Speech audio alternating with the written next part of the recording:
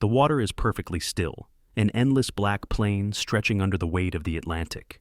Far below, where no light has ever touched, something stirs in the dark. Metal groans faintly, then comes the distant tick of cooling steel.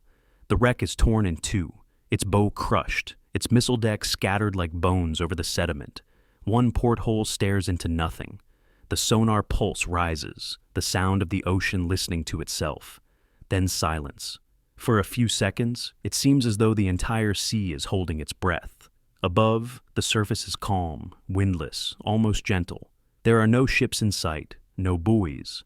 Just the gray of morning light shifting over waves that hide an impossible secret. Beneath them lies the lost hull of a Soviet submarine. The year was 1968, when the Cold War's worst fears carried nuclear payloads and policy alike to the edge of madness. And yet, in all the noise of missile tests and spy satellites, one sound was missing: a submarine that had sunk without a trace, 3,000 miles from where it was meant to be. What happened next would remain hidden for decades.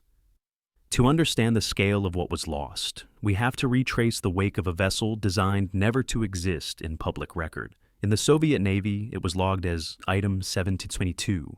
To her crew, she was K-129, part of the Pacific Fleet, a Gulf II-class ballistic missile submarine, armed with 3 nuclear missiles capable of leveling cities. She wasn't meant to be anywhere near the Atlantic. Her patrol orders were routine, at least on paper: launch drills, acoustic stealth training, strategic deterrence. Nothing unusual for the late winter of 1968. But as with many Cold War stories, the paperwork told only part of the truth. The submarine's last confirmed position placed her northeast of Hawaii, far from Soviet coastal waters. No distress call, no radar echo, no SOS. When headquarters in Kamchatka tried to raise Captain Kobzar, radio silence, for hours, then days. At first, Moscow dismissed the glitch. Equipment failed often in those years. But by the end of the week, the coded messages stopped entirely, and an unease spread through the fleet, an unease no one dared name aloud. The Pacific sky that March was low and metallic, the air damp with the smell of salt and oil. Along the piers of the Petropavlovsk naval base, families waited for mail that never came. Inside the command offices, the night shift operators played back sonar rolls again and again, searching for anomalies, knowing they'd find only emptiness. Something had gone wrong with K-129. And as Soviet rescue crews weighed anchor, none could yet imagine how far from home their comrades had disappeared. The frozen quiet of the open sea stretched out before them, infinite, indifferent, concealing what no nation was prepared to admit. The search would begin. But the truth, once submerged, would take nearly 6 years to resurface. If this kind of Cold War secrecy fascinates you, subscribe. We uncover one every week. The hum inside the submarine was constant, a deep rhythmic vibration that lived inside the bones of every man aboard. Air was recycled through damp filters with a faint metallic taste. The lighting never changed. There was no day or night, only shifts and watches. The crew called the glow the eternal dawn. K-129 moved like a shadow, its diesel-electric engines pulsing under layers of cold Pacific water. The hull, made of coarse gray steel, sweated condensation. Drops ran down bulkheads and collected in uneven puddles beneath the missile deck. The air smelled of oil, sweat, and old varnish. Every surface held a fine trace of salt. 88 men, 10 officers. Most were barely 25. They lived inches apart, sleeping in narrow bunks layered 3 high. Coffin racks, they joked.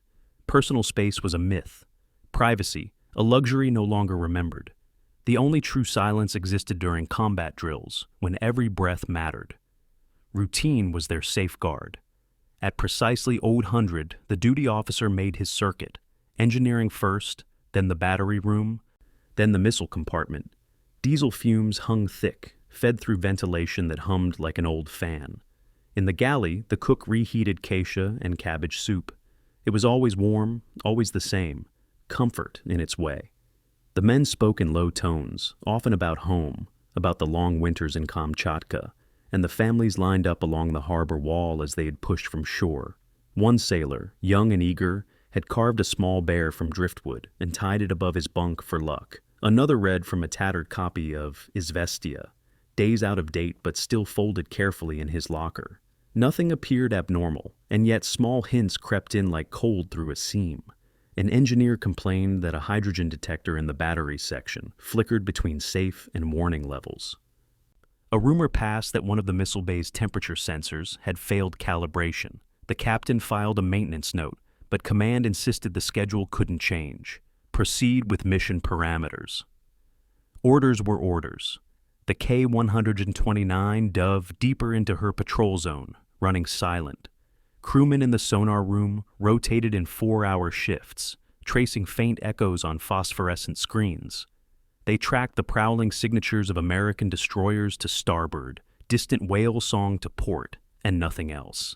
Life settled into repetition, drills, reports, sleep. A strange domestic rhythm developed, men shaving by red light, writing letters that would never be mailed until landfall, wiping condensation from gauges. Even here, beneath thousands of tons of water, there was routine camaraderie, jokes whispered over shared cigars, small bursts of laughter quickly smothered by the ever-present hum. But below that surface calm, tension built invisibly. A petty officer noted that the ballast trim was shifting more than usual during turns. Probably the new torpedo load, someone said. Another insisted it was the weather patterns above, affecting buoyancy. Both smiled thinly, pretending such things did not matter at 300 feet. The captain, a man known for patience and quiet command, kept his tone steady, yet his log entries became shorter, fewer adjectives, more mechanical. RO2 march, course holding, detectors stable, maintenance to continue as instructed. Outside, the ocean pressed tighter. Temperatures dropped by the hour as they moved north. Ice fragments drifted on the surface thousands of meters above, unseen but transfiguring the currents below. For all their technology, navigation still relied on fragile instruments, a gyro compass, a few satellites tracked when surfacing at night, and faith in their own discipline. A single electrical spark meant exposure, a single misreading meant disaster. Still, they followed the schedule, because that was what submariners did. They trusted the checklist, the machinery, each other. And yet, there was something about that last sunrise they glimpsed through the periscope, pale gold bleeding across the Pacific, that made some men pause. It should have been another ordinary patrol, but it wouldn't be. The captain ordered another systems test before nightfall, calling for engineering to report on every compartment. Somewhere in the tangle of pipes and valves, someone heard a faint hiss near the battery ventilation ducts. They logged it, tightened a bolt, moved on. Minor, they said. Hours later, the red lights dimmed to half power for silent running. The hum deepened, and the submarine vanished again into the dark. Everything appeared normal, but somewhere within the ship's steel walls, a chain of causes was already beginning. Tiny, invisible, irreversible. If tales of what routine becomes under pressure captivate you, subscribe before the next forgotten story slips below the surface. A faint tremor ran through the deck plates, so small that the men in the control room barely noticed at first. It might have been a passing current, or the shift of ballast. Then came another, followed by the sharp hiss of escaping gas from deep in the forward compartments. Someone shouted from the engineering section. The intercom crackled. The words were broken by static. "Battery room! Pressure rising!" Then nothing. The captain stood instantly. "Seal the hatch!" His voice was calm, pointed, stripped of panic. The command repeated down the corridor. "Seal the hatch, battery section venting." There was no time to puzzle over why. Training took over. Men in the forward quarters lunged for levers, wheels, clamps. The narrow corridors filled with noise, boots pounding, metal clanking, alarms shrieking with brutal monotony. Then the lights blinked twice and went black. For a full 3 seconds, complete darkness. The sound of men breathing hard, someone counting softly under his breath. Emergency lights bloomed red, ghostly, showing faces streaked with sweat and grease. Another hiss, louder, a rolling thud underfoot like distant thunder. Every sailor knew that sound, hydrogen igniting in the battery chamber. Once you could control it. Twice you could maybe vent it. 3 times, never. The second blast hit like a wall. A deafening crack split the air, throwing men against the bulkheads. Dials shattered. The hull groaned. bending inward with a sickening noise, as though the ocean itself had clenched its fist. Pressure alarms screamed everywhere, missile bay flooding, navigation offline, compartments 4 and 5 reporting loss of power. The captain shouted for depth control, but the indicator spiraled uselessly. They were falling, 300 meters, 350. The deck tilted forward. Men slid, grabbing at valves, railings, each other. Instruments shook loose from their mounts. The inertial navigation spun into a blur. "Blow main ballast!" came the order, no response. Compressed air tanks, empty or ruptured. Out of the missile compartment came a terrible grinding sound, guides tearing away from the internal racks. The submarine tilted again. One crewman tried to steady himself. His hand slipped on coolant fluid running down the wall. They were no longer a vessel in control of descent. They were a steel avalanche.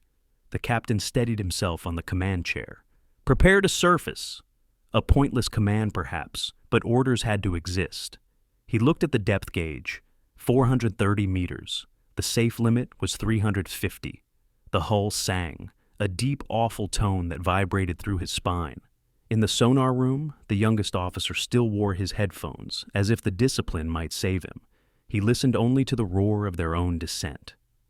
It did not sound like crashing waves. It was deeper, older, as though the ocean was swallowing them note by note. At 480 meters, one of the forward missile tubes imploded. The force traveled down the ship like a whip strike, snapping cables, extinguishing lights. Somewhere aft, the diesel generators tore from their mounts. A brief electrical surge sparked the command console, a single flicker of light revealing faces frozen between duty and disbelief. Then, in an instant too short to measure, the ocean collapsed in. Those listening hundreds of miles away on the U.S. Navy's SOSUS network recorded it as a single, acoustic event. A short, low thump at 23:58 hours, 8 March 1968. No repetition, no echo. Back in Kamchatka, operators tried again and again to raise K-129. No reply, radio channels filled with static. The Pacific gauged nothing of their calls. The submarine had vanished beneath more than 16,000 feet of water. Beyond reach, beyond hope. Above them, in the black that passed for night, the ocean's surface showed no sign. No oil slick, no wreckage. Only a faint tremor that rippled outward through hundreds of miles of silent sea before fading away forever. What happened in those final seconds would remain a mystery. Hydrogen explosion, warhead detonation, collision with another submarine, none would ever be confirmed. And yet, somewhere on the seabed, the hull of K-129s had come to rest. Split open across the sand, its nameplate darkened, its signal extinguished. Back at base, when the final attempt to contact her failed, the fleet commander laid his receiver down in quiet disbelief. Word spread slowly, cryptically, to Moscow. To the families, nothing was said at all. The patrol logs were sealed, the coordinates classified. For the Soviet Navy, K-129 simply stopped existing. But across the world, the U.S. Navy had heard the fall. They knew something extraordinary had happened deep in international waters. Something that could not be ignored. And even before the Soviet search began, the Americans had already marked the spot. Some say it was an accident. Others, a collision, perhaps a secret mission gone wrong. Whatever it was, both superpowers now wanted the same thing, the truth. Or perhaps they only wanted it buried. The sea had already wiped away every trace of violence by the time the Soviet rescue fleet arrived. From the bridge of the destroyer, Konyakova, the view was as it had always been. Gray horizon, gray water.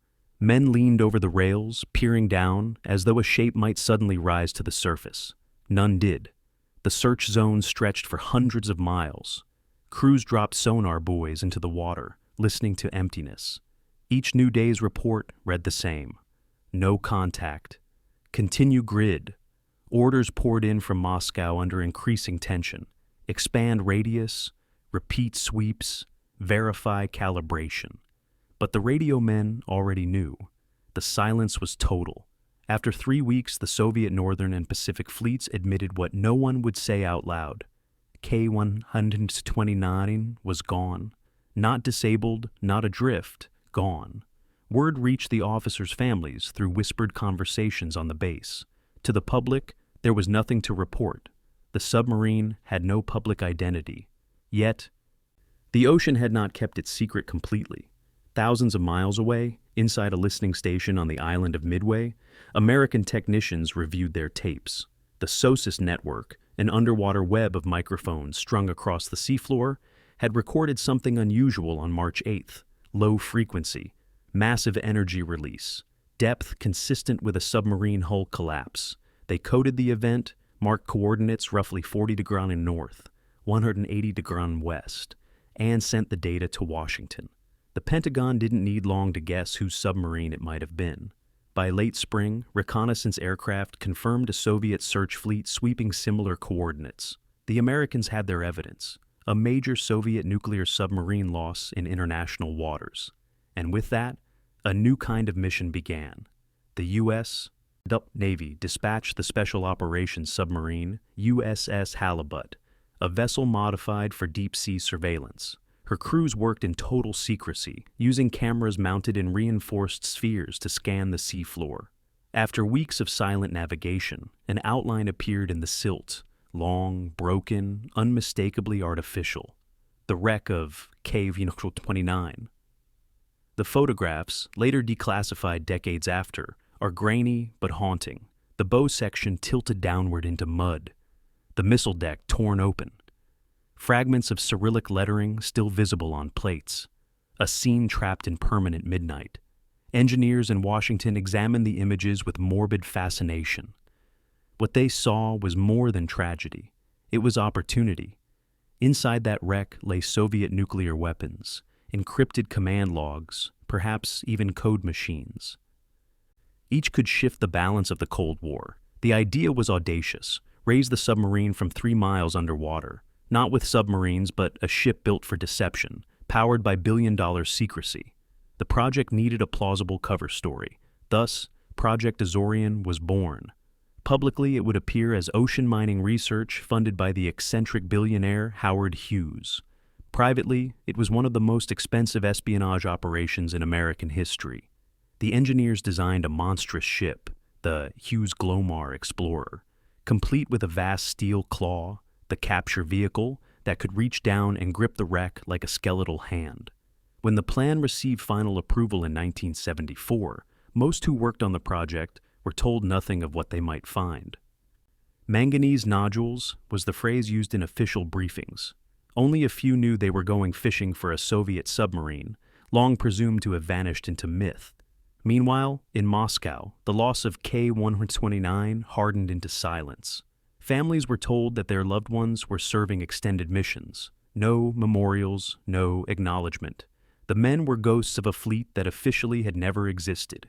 Even among officers, there were whispers of alternative causes. Some argued an internal explosion. Others claimed collision with an American nuclear submarine. One theory suggested onboard mutiny. Each explanation carried risk for someone's reputation. So, each was shelved. The official record closed with one simple phrase: failure to return from mission. At the same time, U.S. planners finalized the recovery attempt. At a Los Angeles shipyard, welders joined panels under the glare of floodlights. Engineers calculated every margin of pressure, every potential vibration, every problem multiplied by the depth, 16,800 feet. A line that thin between success and obliteration. While families in Petropavlovsk still lit candles in secret for the missing crew, halfway across the Pacific, a floating factory was readying to raise the dead. Late June 1974, under the flag of Hughes's mining company, the Glomar Explorer. Quietly left Long Beach, bound for a patch of empty Pacific far beyond normal shipping lanes. On board were hundreds of technicians, divers, and CIA specialists. To the outside world, it was another research voyage chasing oars at the ocean floor. To those in the know, it was an act of geopolitical necromancy. As the ship navigated west, the ocean was quiet, blank as paper. Beneath that stillness waited the shattered skeleton of K-129, coated in silt and secrecy. For years, both nations had pretended the submarine didn't exist. Now, One was about to touch her remains, and the other still believed she was simply missing. When the Glomar Explorer arrived over the coordinates, the crew prepared the Great Claw. It unfolded slowly, descending through water so black that light vanished within meters. The men leaned over monitors glowing with sonar outlines. Somewhere below, the claw found its mark. It began to close. They were about to lift 600 tons of Cold War mystery from the bottom of the sea. The question was whether the ocean or history would let them. For 6 hours, the sea held its breath. Far beneath the Glomar Explorer, cables strained silently against 16,000 feet of water and pressure. The claw had locked around part of the K-219's hull, one section of the forward missile compartment. Up above, engineers watched trembling readouts, their faces pale under fluorescent light. Every small vibration was a potential disaster. The smallest fracture could send years of secret work sliding back into oblivion. As the lift began, the ocean pulled downward with implacable force. Bolts groaned, hydraulic arms hissed under the stress. Slowly, impossibly, the steel carcass began to rise, leaving behind a cloud of silt that turned the surrounding abyss into a gray storm. For the CIA and the U.S. Navy, the stakes were enormous. Inside those plates might lie Soviet nuclear codes, cryptographic devices, even intact missiles. For the men guiding the recovery, the value of those prizes weighed less than the knowledge that they were pulling ghostly lives out of the deep. 1 mile, 2, the strain gauges pulsed red. Then came a sound like distant thunder, transmitted through metal. No one could see it happen, only feel the sudden slack in the cables. Part of the grip assembly had failed. In seconds, the massive hull section tore away from the claw and vanished downward, tumbling slowly through the dark. The rest of K-129 returned to the abyss as if reclaimed by its own element. When the movement stopped, the monitors showed only stillness again. After 6 years, the ocean had taken back her dead. What remained held briefly inside the claw amounted to a small fragment of the forward hull. Within it, engineers found equipment, debris, and several human remains. Soviet sailors still at their posts after all that time. A quiet exhaustion swept through the Glomar's decks. There was no triumph that night, only a subdued reverence. Orders arrived from Washington. Conduct funerary rites at sea, document them, say nothing publicly. On 4 September 1974, under the muted hum of the ship's turbines, the crew wrapped the recovered sailors in the Soviet flag, played the anthem from hidden speakers, and lowered the coffins into the Pacific. Cameras recorded the ceremony, to be shown decades later to their countrymen. Then the tapes were locked away. The operation's failure, or success, depending on perspective, was kept secret for years. When rumors surfaced, the CIA adopted a phrase that became a legend. We can neither confirm nor deny. Back in the Soviet Union, mothers and wives of the K-129 crew were still told only that their loved ones had been lost on duty. No coordinates, no dates, just a sealed notice. At a small naval cemetery near Vladivostok, blank markers were installed with no names, visited in silence each anniversary of their disappearance. Even when the Berlin Wall came down, the details of what happened to K-129 remained largely hidden under layers of classification. Theories proliferated: collision, sabotage, mechanical failure, a stray missile ignition. Historians debated, politicians moved on. But on the seafloor, the wreck still sleeps, fusing slowly with the sediment. In the years that followed, both superpowers would lose more submarines. K-219, Komsomolets, Thresher, Scorpion. Lessons were learned and forgotten. The ocean stayed impartial. The men who built the Glomar Explorer retired without public credit. A few carried quiet pride at having touched a mystery no one else would ever see. Others carried guilt over a mission that disturbed the dead for secrets that ultimately changed little. When the burial footage was finally shown to a visiting Russian delegation in the early 1990s, one of the surviving admirals reportedly stood without speaking for several minutes before whispering, "They were sailors, like us." It was the first official acknowledgement that the Americans had found their lost crew. Satellite images today show nothing unusual in that far patch of the Pacific, just shifting currents and occasional glints of plankton bloom. Yet, under 3 miles of water, lies a torn cord of Cold War history, still humming faintly in memory. The story of K-129 is not only one of espionage and technology, but of the quiet weight that secrecy leaves behind, the knowledge that even in the age of global surveillance, an entire world of men can vanish, and the ocean will keep their names. For a moment, the camera fades to deep blue static. The narrator's voice, softened by distance, closes the file. Somewhere beneath the Pacific lies a steel tomb, sealed in pressure and silence. Its crew never resurfaced, and its cause was never proven. Only the sea remembers the last sound they made. Even today, the full truth of what happened beneath the Atlantic, beneath the Pacific, remains uncertain. The sound fades to the slow rhythm of sonar pings echoing into infinity.